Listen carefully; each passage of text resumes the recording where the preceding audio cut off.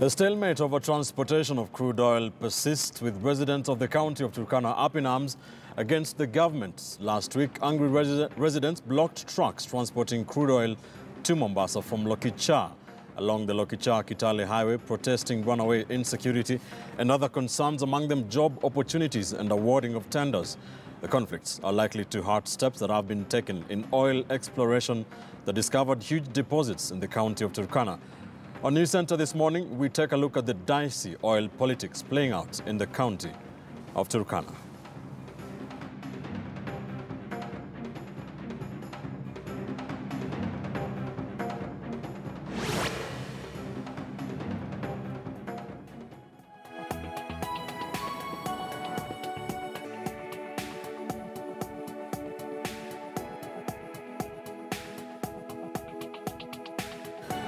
A very good morning from the KTN News Center. I am Ben Kitili, sitting in for Betty Kialo. This is News Center on this 4th day of July 2018. Welcome to the broadcast. All right, let's bring you the top stories we're having for you on the broadcast this morning. 9 people dead and 20 others injured after a Mombasa-bound bus burst into flames following a head-on collision with a trailer. The Senate committee probing the Solai Dam tragedy continues with its sittings here in the capital, Nairobi. And the news from Russia: England will face Sweden in the World Cup quarterfinals after Gareth Southgate's side finally knocked out Colombia in a dramatic last 16 penalty shootout in Moscow.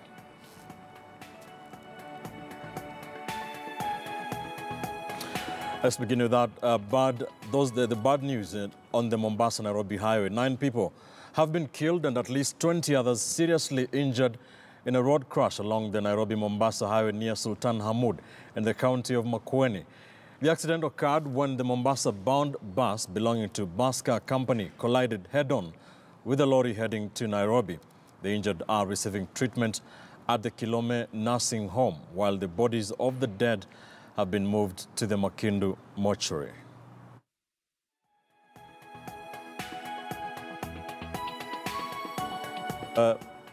Road crash on the Nairobi-Mombasa highway, and 9 people have been killed and at least 20 others seriously injured in that road crash along that highway near Sultan Hamoud, that is in the county of Makueni. The accident occurred when the Mombasa-bound bus, we understand belongs to the Baska Company, collided with a lorry head-on, bursting into flames. The lorry was heading to Nairobi.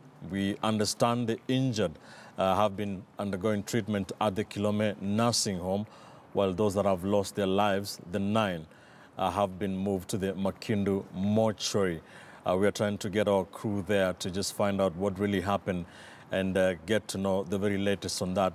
Bad news there from the county of Makueni. 9 people dead following that road crash. The Kenya Revenue Authority is on the spot after EACC detectives seized 8 containers loaded with ethanol at a warehouse in Kibarani, Mombasa. Ironically, the consignment was meant for destruction in 2016. The raid was conducted by the Deputy Head of the Ethics and Anti-Corruption Commission, Mombasa Regional Office, Salat Abdi Ali. The value of the ethanol in containers is worth 40 million shillings. The ethanol seized back in 2016 was condemned by the Kenya Bureau of Standards and needed to be destroyed under strict supervision from all government agencies. It is not clear why the consignment was still being held at the warehouse, allegedly with the knowledge of the Kenya Revenue Authority.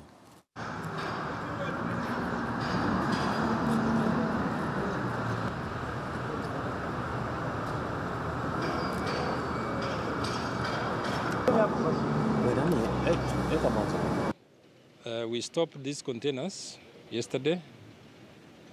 The containers were, 4 of them, in fact, were on the verge of being released after being sold at a custom warehouse auction. The information we have is contain contraband goods, which is ethanol, which was misdeclared. The consignment was stopped for destruction in 2016. But now mysteriously being sold again and released to the market. So these are the 4 is part of the 8 containers which are behind us. We are conducting investigation. Of course, this must have been done with the collusion of government officials, specifically KRA. So we have just started an investigation, and we shall let you guys know the progress in due course. And the continuing crackdown on contraband, detectives drawn from Parklands last evening discovered 16,000 bags of what is believed to be contraband sugar from a warehouse in Nairobi's Eastleigh area. Investigators have since sealed off the area for further investigations. In the continued recent wave of contraband in the country, this will be the third consignment of illicit goods to be seized in Eastleigh.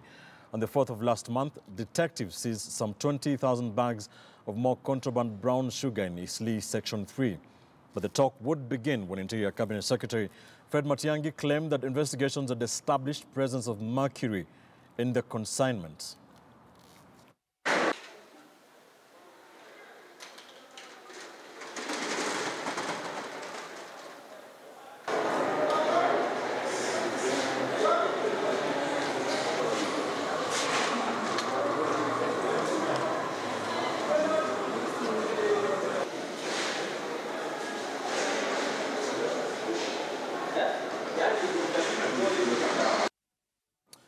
And more news, there will be no extension on the government deadline for foreigners to renew their work permits.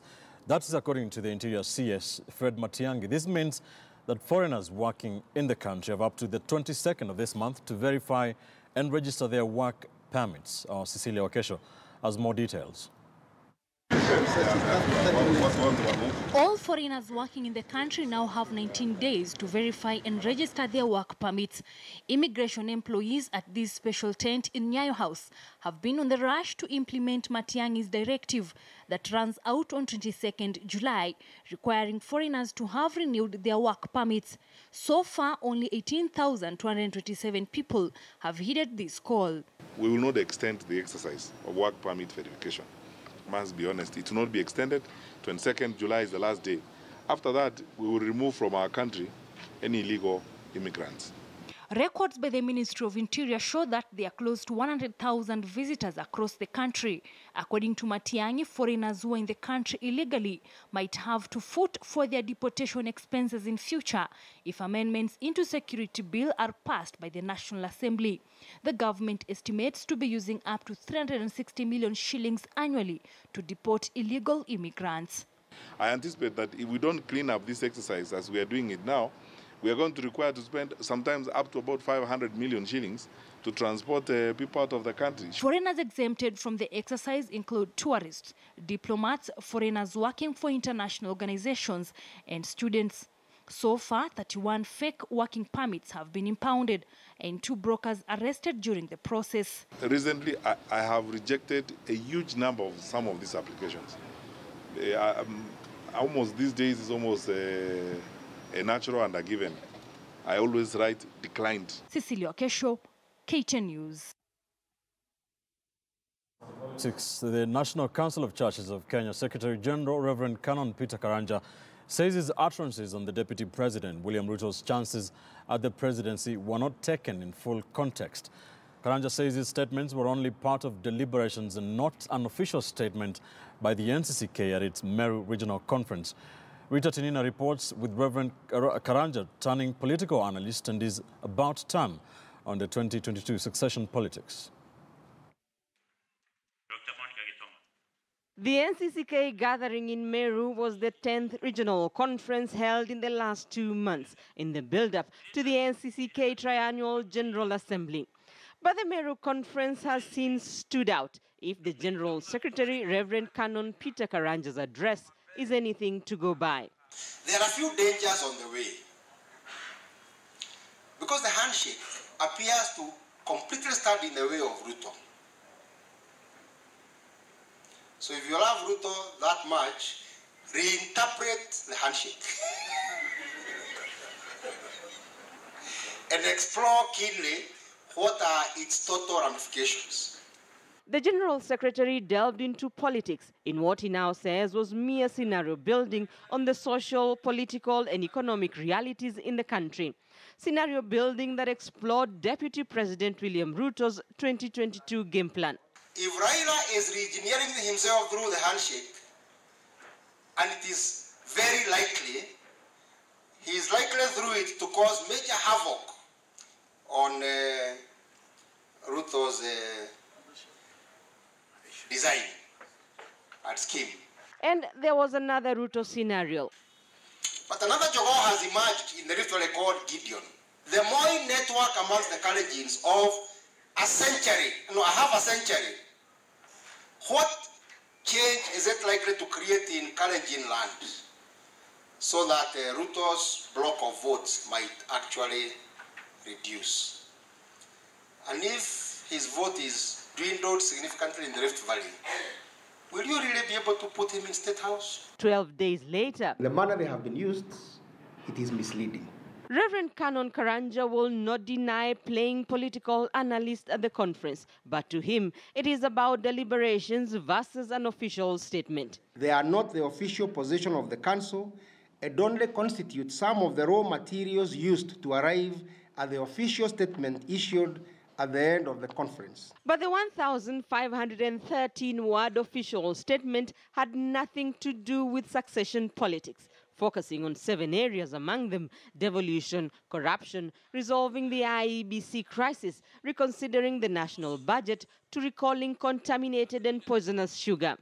I really don't have a personal stand on the 2022 elections because they are 4 years away. Never mind, he is analyzing Ruto's chances at the presidency 4 years away. Thank you very much. Rita Tinina, KTN News. So the Jubilee party has denied reports of convening a parliamentary group meeting to seal emerging cracks in the party, denying knowledge of any wrangles in the Jubilee party. But just what is brewing between Deputy President William Ruto and opposition leader Raila Odinga, and are Ruto's allies worried that Odinga may be secretly scheming to dim Ruto's 2022 presidential ambitions with anti-Ruto forces within the party? Our political affairs reporter Moremi Mwangi interrogates. He has danced to political drums for decades, successfully sidestepping all pitfalls to political oblivion, despite being in the opposition for most of his political life. And on the other side, a shrewd political tactician, only a stone throw away from the country's top seat. The two faces seemingly shaping the country's political discourse post the acrimonious 2017 polls, Deputy President William Ruto and opposition leader Raila Odinga. Kenya's problem as of today is William Ruto. He's Kenya's problem, number one. And that is something we must tell him, that if they want a fight, we will give them a pretty good fight this time round. The reality is that we are prepared for Raila Odinga's candidature. We think that, and we believe that competition is a good thing, that the handshake was fantastic. But the said March 9th handshake, which crystallized Odinga's ceasefire with Ruto's boss, President Uhuru Kenyatta, it appears is slowly becoming Ruto's greatest headache. On Monday, the Jubilee party discredited reports of an allegedly planned Tuesday parliamentary group meeting, during which insiders say key Ruto allied legislators were scheming to take on President Kenyatta for full disclosure of his deal with Odinga. But should Ruto be worried about Odinga? When a family is just about to break, they'll always have excuses of neighbors, in-laws are coming in between us. So we are seeing an example of a family that is on a rock. Miaka yangu haiwezi niruhusu niongee vitu baya za Raila Odinga. But I also want to caution that kama yeye ako, if there is any agenda to come to Jubilee to do what he has done to so many other parties before, I don't think there is a chance. Odinga continues on a diplomatic charm offensive, his latest trip being to India for bilateral talks with Prime Minister Narendra Modi, touching on issues such as health, maritime agreements and trade at Lake Victoria between Kenya and her borders. But with the 2022 political drumbeat sounding even louder with every passing minute, the Odinga-Ruto friction, it appears, is headed to greater acrimony in the future. Moremi Mwangi, KTN News, Nairobi. Right, on the news center this morning on our discussion, we focus on the dicey oil politics from the county of Turkana, where there have been blockades. Residents of the county of Turkana protesting what they call some of the issues that haven't been addressed. They say insecurity, local content issues to do with the awarding of tenders and job opportunities. On the show this morning, we have two stakeholders or two political leaders from that county. We have John Ledepe, Member of Parliament from Turkana Central, and Charles Ekal Malachi, the Senator of Turkana County, to just shed more light and go into more deeper details on what exactly is happening just months after President Uhuru Kenyatta launched the transportation of oil, crude oil, from Turkana to Mombasa. Details coming up shortly. But to start us off, Pokot Governor Professor John Lonyangapuo has weighed in on this matter, and here's an interview he had with our Rift Valley Affairs reporter Elvis Kosgei. Take a look. Thank you very much, Mr. Governor. I remember President Uhuru Kenyatta when he was flagging off the first consignment of crude oil to Mombasa for export. President Uhuru Kenyatta said that it was a historic moment to Kenyans. But now, of late, you're saying that the intrigues that surrounds the oil, maybe as the governor of West Pokot County and also as a neighbor of Turkana County.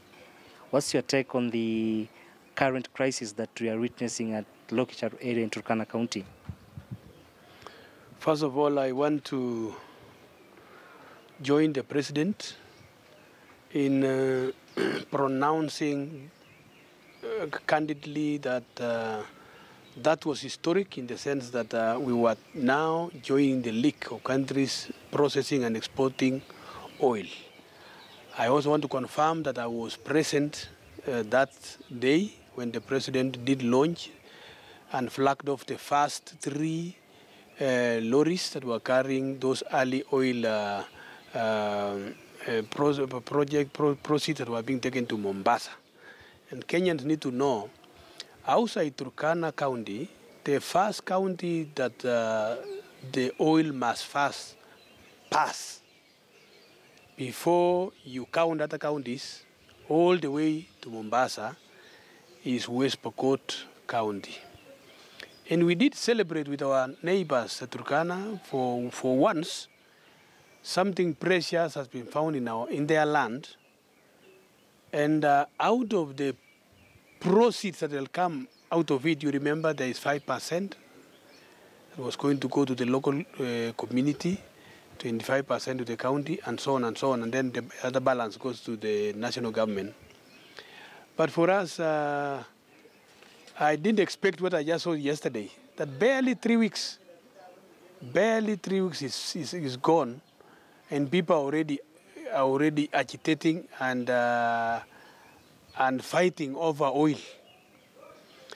Oil for which it has not been processed, has not been sold. I expected my neighbors in Turkana to wait for the first payment. And then when it comes, they are given their share. I don't know when, I don't know.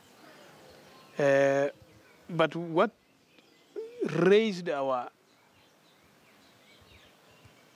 interest was when people are demonstrating stopping the flow of oil. Reason that there is insecurity in Baringo, a place called Kapedo, and they were calling, when you say Pokot have caused insecurity in Kapedo, me, I want to ask very categorically, the issue of Kapedo is known between the leadership of Baringo County, between the leadership of Turkana County. The MP for Turkana East and the MP for Tiaty, and remember Tiaty constituency is also called East Pokot. When did these characters sit together last? I'm told they have not even greeted one another. 2, we have MCS, Turkana East, MCS, Baringo East. You saw what happened yesterday. The immediate MCA, that is the MCA for Kapedo area, MCA Lotela. You saw how he was abducted and he was nearly killed, and the boy is still now in a state of stupor and confusion. But we are grateful that he was found alive. What is happening in Kapedo, we really need to ask the leadership of Baringo County and Turkana County to come down from their positions and go and sit and talk. If it is Kapedo, you purport that it is in different which county, you have no business telling Kenyans which county that part of Kenya belongs. It is known, the boundaries are there. And if it is known, what do you want to do? Because you cannot expel somebody who lives in that region. If it is found to be in Tiati, the Pokot cannot expel the Turkana. If it is found to be on the side, they cannot expel the Pokot. So what are we saying? What I'm saying as a leader, these early campaigns for 2022 successions that are almost building up in Turkana, at a time when we are starting with early oil programs that are being sold, I don't think that's the way to go. That's not the way to go at all. First of all, I expected a lot of celebration to be taking place between the Turkana and Pokot, in the sense that we now live harmoniously and peacefully. 90-something% of our land, people are living together. Okay. Governor, I understand that you enjoy a good working relationship with your Turkana counterpart, Josephat Nanok. And you have been on record saying that there are some few individuals who are inciting residents at Lokichar area. Yes. We purposed together with Governor Nanok, on the very first day that we won elections, 2017, August, the first thing that we did was to go as a delegation from West Pokot. We went to Turkana to celebrate with Nanok as we were doing his inauguration, and vice versa, they also came. And we have since done a lot of peace programs together, to the extent that we have peace today in Kainok, in Takwel region, everywhere you go. But what I saw the other day was something very unique, because people are competing and fighting over oil and fighting the national government in the pretext that there is insecurity. Which insecurity when there is a lot of peace between us? Not the oil comes through Kapenguria. It doesn't go through Kapedo. So what was the reason for hijacking, relating Kapedo business and problems with the transportation of oil, which is between Lokichar, Kainuk, Marich, Kapenguria? It is a flawless, there is no problem between us. So they should not use oil, because people will imagine that since this oil comes through all the way to Kapenguria, through Kital to Eldoret, that is the region which has insecurity. The moment, the way they are displaying themselves with what I saw, the way they were trying to intimidate workers of Talo. So personally, the oil route is clean. Or they want to tell us they have already transported oil from Lokichar, going all the way to Kapedo, to Chemolingot, to Nakuru. They have not done it.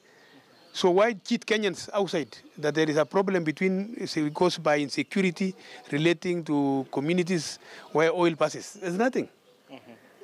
So we need to personally tell the leadership of Turkana, especially the young fellows who are running around there, they should not mislead the idle youth. They need to tell the youth, let's wait.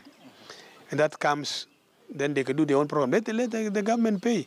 But to say the government is protecting the oil all the way, but those tangas sleep in Urtum, West Pokot.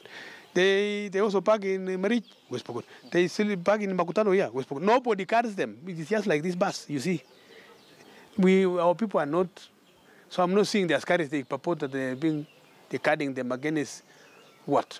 Okay.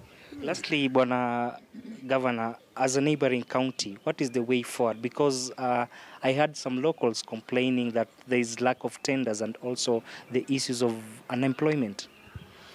I agree with the local Turkana leadership when it comes to issues to do with the trade and business. I expect that if there are tenders that can be done by locals, sure enough, that one must be given to them. But there are others also that they may not have capacity, other Kenyans can compete for. So if they have been oppressed in that area where they have not been given opportunity to bid, to become also suppliers of goods, really they have a right.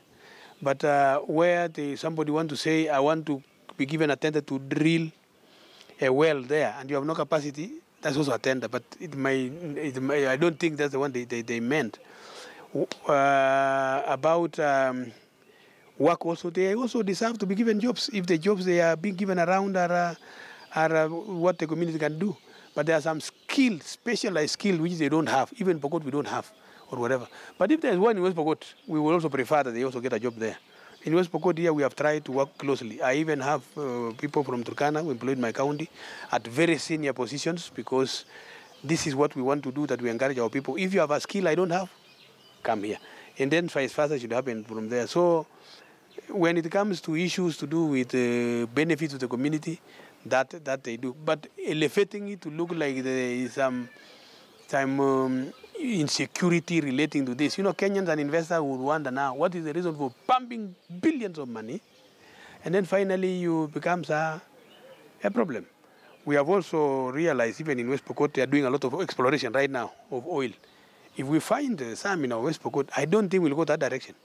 But I will also will be demanding for our rights, not coming out. Go to the boardroom, tenders, whatever, and the people are going to be given. But if they are not given, that's when now you can elevate. The president was there the other day. Why didn't they tell the president, these guys are oppressing me?